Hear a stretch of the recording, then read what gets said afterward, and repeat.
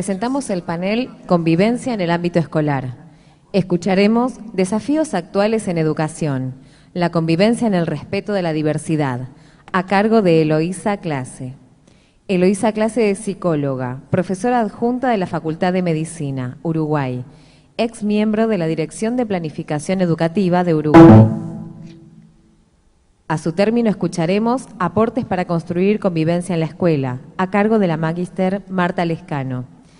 Es magíster en enseñanza, investigadora en la Universidad de Buenos Aires, capacitadora en Dirección General de Cultura y Educación, presidente de FEPAIS.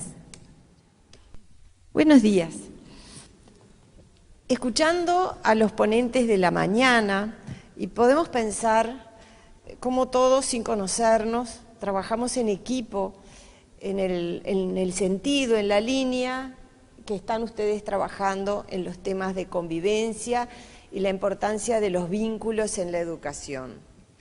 El doctor Grimson nos hablaba de la importancia de la heterogeneidad en la educación, de cómo las aulas, las instituciones, hoy están compuestas y siempre lo estuvieron por grupos humanos diversos en sus procedencias, en su cultura, en sus características.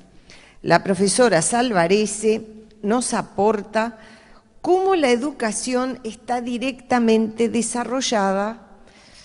relacionada con el desarrollo neurológico. Yo voy a realizar un aporte desde la psicología, desde el mundo de las emociones, para plantear cómo el hecho educativo es un hecho psíquico. Está justamente dentro de nuestra diversidad sociocultural, ocurre en nuestro cerebro, donde todo está relacionado, y va a estar directamente relacionado con la psicología y el psiquismo, y en esa medida la convivencia va a ser un aspecto fundamental. Nuestros vínculos, cómo nos relacionamos uno con los otros, va a ser el espacio donde ocurre el hecho educativo, y por ello analizarlo va a ser el eje de la tarea que convoca este Congreso. ¿Qué es lo que observamos hoy? Hay una ruptura en un pacto tácito que había entre escuela y familia. Se consideraban roles que nadie los planteaba por escrito, pero que estaban en todos nosotros, que tenían que ver con cuáles eran los roles de la familia, qué tenía que hacer y cuáles los de los educadores. Los padres sabían cuál era su parte, que tenía que ver con la higiene, la educación en la vida familiar, controlar determinadas áreas, que estuviera preparados los cuadernos, los lápices, que tuvieran los niños el alimento necesario y el cariño, y la escuela cumplía su parte. No era necesario que se encontraran, a veces no se conocían uno con los otros, pero los padres sabían cuál era el rol de la maestra sabía cuál era el rol de la familia. Y sin embargo, hoy, en esa ruptura del pacto tácito, encontramos, lo vemos en la prensa, lo vemos en el discurso cotidiano, una fuerte tensión donde unos se culpan a los otros. ¿Quién es responsable de esta situación? Esto tiene que ver con los paradigmas desde donde educamos. ¿Qué es educar hoy? Si partimos de la base que educar es siempre un encuentro donde tiene que haber un uno y un otro, un encuentro en la diversidad de los mundos sociales y culturales, es fundamental entender desde qué paradigma educamos, qué es lo que nos antecede a ese encuentro. En este encuentro se ponen en juego todas nuestras capacidades de empatía, de inclusión, también a veces de exclusión, nuestros juicios y nuestros prejuicios también. Va a ser un hecho específicamente propio del humano como decía la profesora, va a ser un hecho que nos afecta a todos, a educadores y a educandos, que nos afecta en nuestros aspectos más íntimos y emocionales. Y hoy, como planteaban, la diversidad sociocultural se expresa en nuestras aulas. Ya sabemos, y lo hemos analizado muchas veces, que las familias son heterogéneas, que los niños cumplen distintos roles, a veces cumplen roles adultos porque el número de horas que están los adultos en el hogar se ha reducido. Hay muchísimos niños con padres o madres ausentes, niños víctimas de situaciones de violencia, de duelos, de enfermedades, de separación. Ya lo hemos estudiado, que la familia dejó de ser aquel imaginario idealizado con los roles y las funciones claras, delimitadas, estructuradas, que nos contenía de una manera muy esperable y que estaba en el imaginario de las maestras cuando esperaba a un grupo de niños que concurrieran a sus aulas. En esta diversidad pertenecemos hoy a un mundo global. Nos podemos relacionar con las partes del mundo más diversas, podemos comunicarnos entre nosotros, podemos conocer en el mismo minuto la música que se crea, los libros que se escriben, los discursos, los hechos políticos, pero la vivencia emocional es de mayor aislamiento. Es una paradoja cómo las comunicaciones continuas ocasionan, sin embargo, una pobreza de la comunicación interpersonal. Estamos comunicados con muchísimas más personas a partir de los medios que tenemos, pero el sentimiento es de una mayor pobreza en el encuentro vivencial significativo, en el encuentro que nos convierte en personas y es aquello que nos produce el momentáneo sentimiento de que perdemos nuestra soledad como individuos. Este aumento de la información a veces genera una disminución en la comprensión significativa de la realidad, lo que aumenta estos sentimientos de soledad y de indefensión.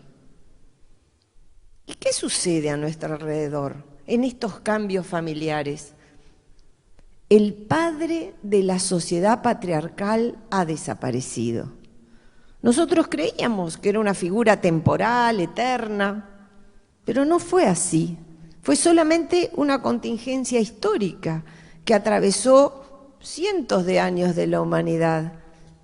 Pero el padre, con sus características de manejo de poder, de instituir la ley a la interna de las familias, ha desaparecido como tal. Pero lo que nosotros observamos es que desde el punto de vista psicológico, la función paterna no puede desaparecer, porque la función paterna es fundamental para la construcción del sujeto. Y esto significa un quiebre que lo vemos a la interna de nuestras instituciones educativas y que tiene muchísimo que ver con las dificultades que se establecen dentro de la convivencia. ¿Qué quiere decir esto? Hay una preeminencia de la imagen por sobre la palabra. Vemos en los niños lo que llamamos pasajes al acto, o sea, no poder pensar los conflictos y directamente ir a la agresión. También vemos los cortes en su propio cuerpo para expresar emociones que no se pueden poner en palabras. Y todos estos cambios tan importantes que nos atraviesan, que tienen que ver con que se ha terminado el patriarcado, originan muchas veces en la sociedad pedidos retrógrados de más autoridad, autoritarismo, de más encierro y de más exclusión. A veces hay un deseo retrógrado en la sociedad de imponer la ley de la forma más rígida posible. Esto nos deja en un estado de vivencia de desprotección. Lo primero que escucha un psicólogo cuando va a una institución educativa es: no hay límites. Esa sería la frase más común. Estos niños no tienen límites. Tenemos que trabajar sobre los límites. Porque hoy son las instituciones quienes instituyen la ley simbólica que nos convierte en sujetos y nos regula. La función de las instituciones hoy ayuda a salir de una suerte de desierto de la desvinculación, ayuda a sentirnos parte de colectivos, a ser escuchados, a sentirnos que nuestros sentimientos y nuestras emociones son válidas y significativas. Y para esto es esencial el desarrollo de la palabra como función fundante para el desarrollo del pensamiento. ¿Cómo se realiza esta construcción simbólica que planteamos que tenía que ver con la ley del padre, con la ley del patriarcado y que hoy ha cambiado?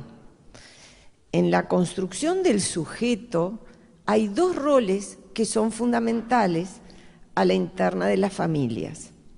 Por un lado, lo que los psicólogos llamamos narcisización, o sea, cuando nace un ser humano, este se convierte en ser humano porque hay otro que lo ama, que lo desea, que lo cubre con su propio narcisismo.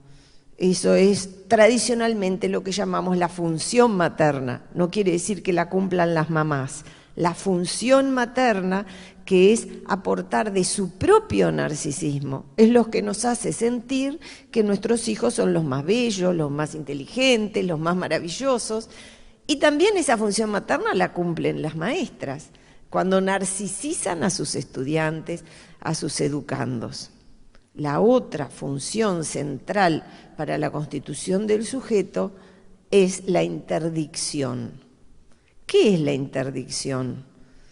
La interdicción es poder decir que no. La interdicción es poder poner el límite habilitante. Hoy encontramos una gran dificultad de poner límites habilitantes desde que los niños son pequeñitos. Cuando se pone el no, los adultos no pueden sostener el enojo del niño. Es muy común que los padres digan: no lo puedo ver llorar. No pueden sostener y contener en forma amorosa y cuidadosa ese límite que lo va a transformar en un sujeto. Hay una sobrevaloración de lo que se ha dado en llamar pseudoautonomía. O sea, los niños toman las decisiones por sí mismos desde muy temprana edad. Lo que el niño quiere pasa a ser la ley. No es el adulto el que pone la ley, no lo puede sostener, porque poner la ley da mucho trabajo. Implica sostener al sujeto en el momento de la frustración. Y eso es algo que no es una tarea sencilla. Hoy vemos, por ejemplo, que los niños eligen cuando dejan los pañales. Uno pregunta: ¿cuándo dejar? No, cuando él quiera los va a dejar. Sí, enseñar el control de esfínteres es una tarea costosa. Es una tarea que lleva mucho tiempo y muchísima dedicación. Los niños eligen lo que comen. En las escuelas nos plantean que los padres protestan, por ejemplo, si se hacen determinadas comidas de verdura, porque no les gusta. Los niños pequeñitos eligen, por ejemplo, a lo que juegan.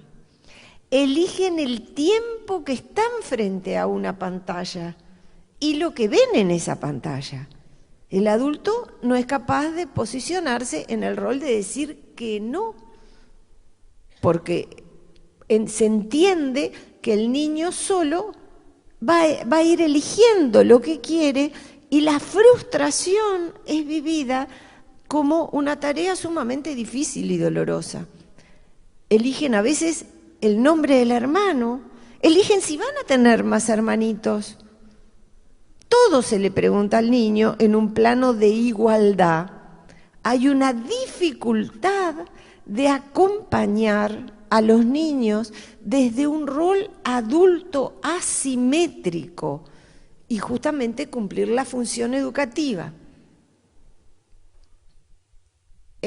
Esta dificultad tiene que ver con mayor pobreza en el espacio de comunicación interactiva y de las emociones.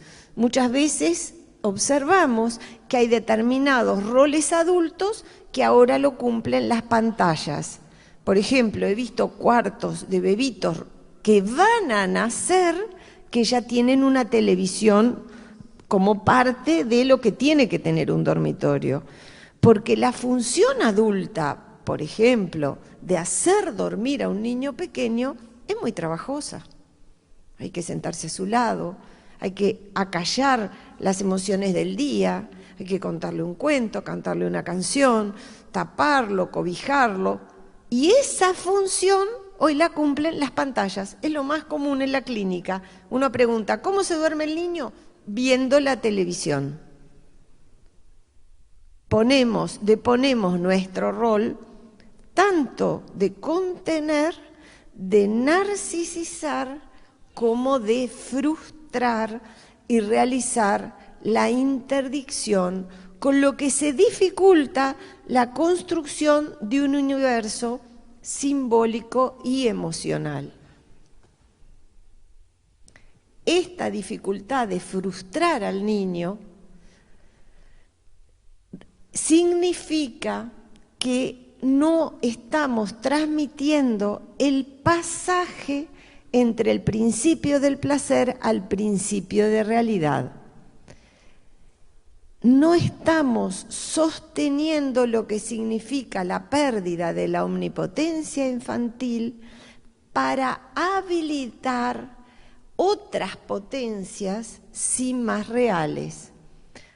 Y todos los que trabajamos con niños sabemos que la frustración dosificada, acorde a las distintas etapas del desarrollo, va a dar lugar a las producciones simbólicas, al lenguaje, a los juegos, al desarrollo del pensamiento, a la integración al mundo de la cultura, al encuentro con otros significativos.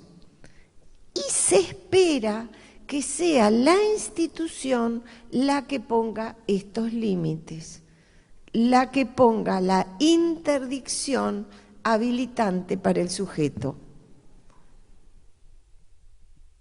La frustración dosificada, que significan los límites, está relacionada con que un no en las etapas de la infancia tienen que ver con un sí a la vida, con que un no del hoy significa un sí de después.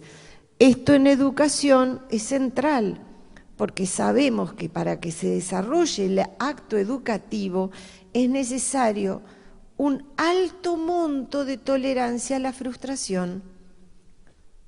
De tolerancia a la frustración, que significa luego poder apropiarme de esos nuevos conocimientos. Pero hoy tengo que pasar por un proceso lento en el cual no existe el cumplimiento del placer inmediato. Ese cumplimiento del placer va a ser para después. Este pasaje de la omnipotencia infantil a la desilusión gradual genera la exploración de las reales oportunidades, que es exactamente nuestro campo de trabajo. genera el pasaje del principio del placer al principio de la realidad y la introducción a la cultura y al universo simbólico.